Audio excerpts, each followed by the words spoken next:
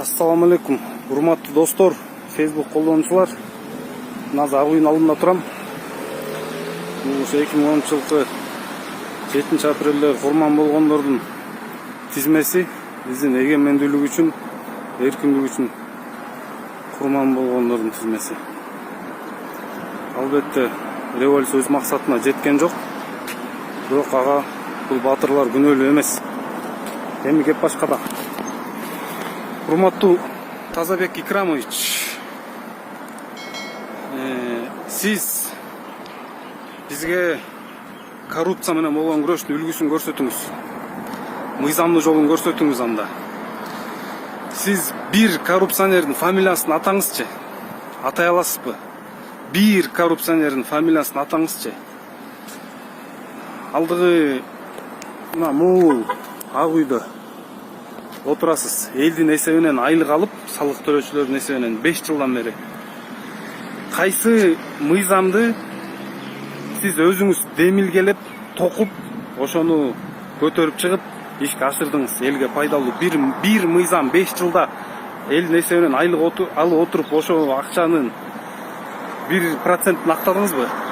Кайсы мыйзамга демилгечи болдуңуз? Токуп чыктыңыз өзүңүз автор болуп. Урматтуу Тазабек Икрамович, мына Баткенде суу каптады. Карапайым эл Тажикстандын куралдуу күчтөрү менен кагышты. Сиз бардыңызбы бир жолу? Же барыш керек болгон, анан барбай койгон компетенттүү органдарды такаладыңызбы? Сындадыңызбы? Айтыңызчы. Сиз бир коррупционердин фамилиясын атаңыз. Биз ошол коррупционер менен күрөшөлү. Анан да бир айта кетчү жагдай. Ошол кухняда отуруп алып, коррупция менен күрөшүп аткан баланын сөзүндө мыйзам бузуу барбы? Курамында кылмыш барбы? Ошону юристтер менен кеңешип алдыңызбы? Урматтуу Тазабек Икрамович. Биз Кытайга боло турган карызыбыз, эртең төлөй турган карызыбыз көбөйүп баратат да, чынбы? Төлөй турган убакыты жакындап келатат. Тазабек Икрамович, Кытай менен болгон карыздарыбыз биздики 30 жылга чейин график боюнча. Ал өзүнүн графиги менен жүрүп атат. Мен жана айтып кеттим, бүгүнкү күндө Кытай тарап менен республикасы менен сүйлөшүү жараяндары жүрүп атат. Ошол карыздарды реструктуризациялоо, же болбосо кийинки мөөнөткө жылдыруу боюнча. Ошол сүйлөшүүлөр жүргүзүп бүткөндөн кийин анан сиздерге кошумча маалымат беребиз. Мен бул маселени эмнеге көтөрүп атам? Бул маселени мына бүгүнкү күнү соц тармактарда ушундай бир ар кандай чакыруктар болуп жатат да. Бөлүп, жарылууга, элди үгүттөп, жеке менчикти басып алууга биз кайсы мамлекетте, кайсы мыйзам менен мыйзамдуу өлкөдө жашап атабызбы, же бүгүнкү күнү же ушундай беззаконияда жашап атабызбы?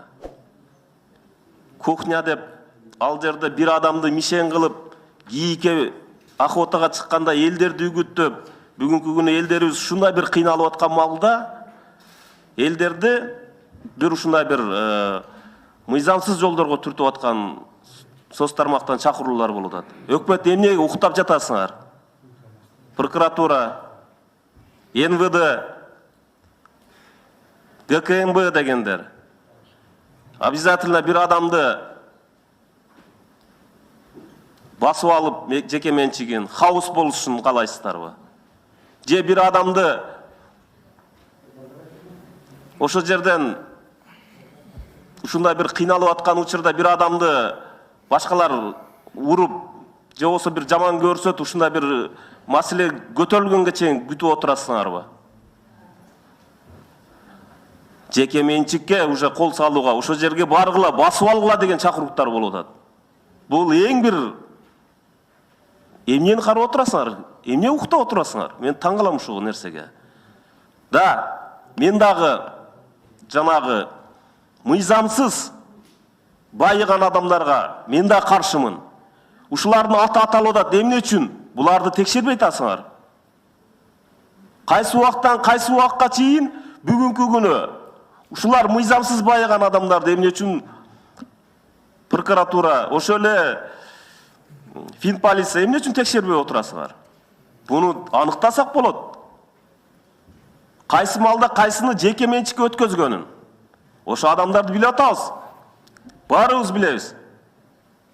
Бүгүнкү күнү көп кабаттуу үйлөргө жер сатып 2-3 миллиондоп отурат.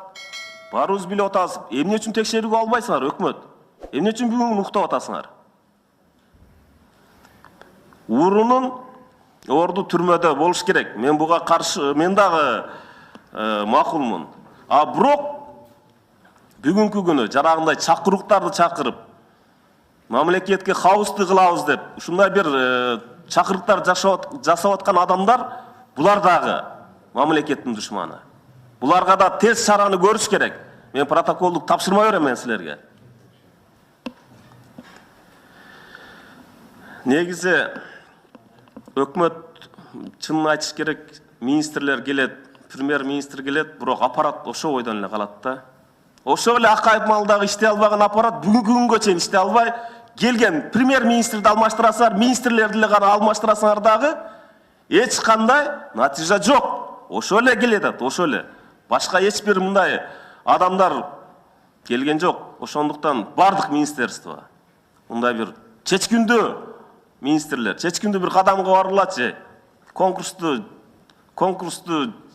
өткөзгүлө. Таланттуу, башында идеясы бар, мамлекетти алдыга сүрө турган бир адамдарды албайсыңар. Качанга чейин мына ушундай жашоо менен кете беребиз? 30 премьер-министр алмашса, премьер-министр эле алмашты да. Аппарат ошо ойдон эле отурат. Ошондуктан мен протоколдук тапшырманы берем. Эч качан ар бир бүгүнкү күнү ар бир кыймылга, ар бир сөзгө реакция бериш керек. Ар бир чакырыкка бул деген өтө бир жаман нерсе. Бул бүгүнкү күнү биз мыйзамдуу мамлекетте жашашыбыз керек. Эртең бул илдет, бул вируста кетет. Эртең биздин мамлекетке инвесторлар келиш керек. Бул жерде беззакония экен. Бул жерде бир адам Кыргызстанда бизнес менен байып атабы, аны орган текшериш керек. Мамлекеттигин алганбы, аны биздин текшерүүчү органдар аркылуу аныктап кана анан кийин жоопко тартышыбыз керек. Бул байып кетти, Кыргызстанда бирөө байыбаш керек. Оны турат кийик, бар басак алгыла, аткыла, алгыла, жеп алгыла десе эртең кайсы инвестиция кирет бизге? Тез арада бүгүнкү күн ошо чакырык жасап аткан адамдарды, ошо группаларды медициналык, бул жерде Министерство здравоохранения турушат, текшерүүгө алыш керек. Мээси жайында эмеспи?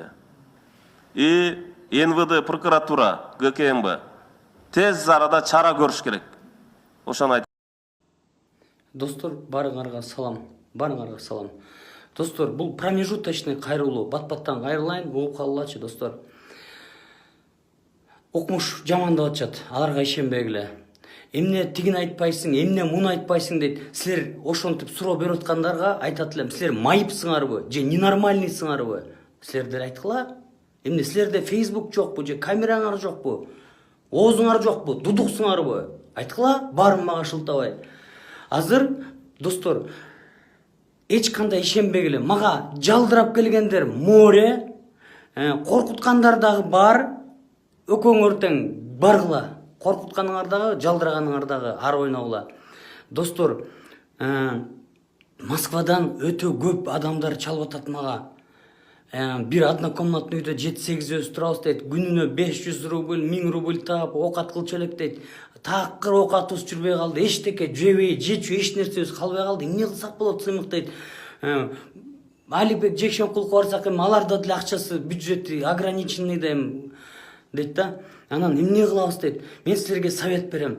Ушул силер барыңар, мигранттар тентип калган себебиңер ошол жакта туңгуч президентиңер Акаев күнөөлүү.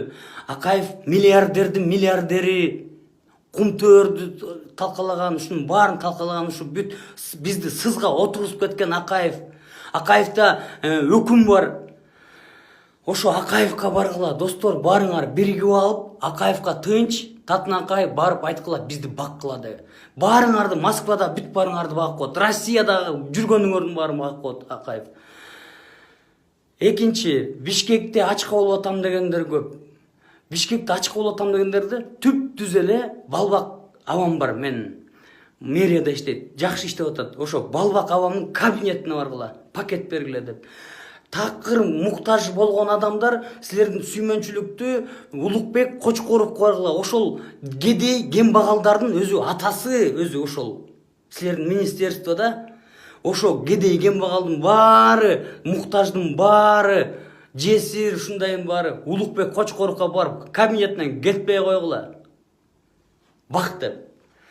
Достор, биз бир нерсеге келелик, ана мени жамандап, тынтмитсе кошулуп кеткен жоксуңар. Көрүп атам силердичи. Ушундай сволочтор бар экен.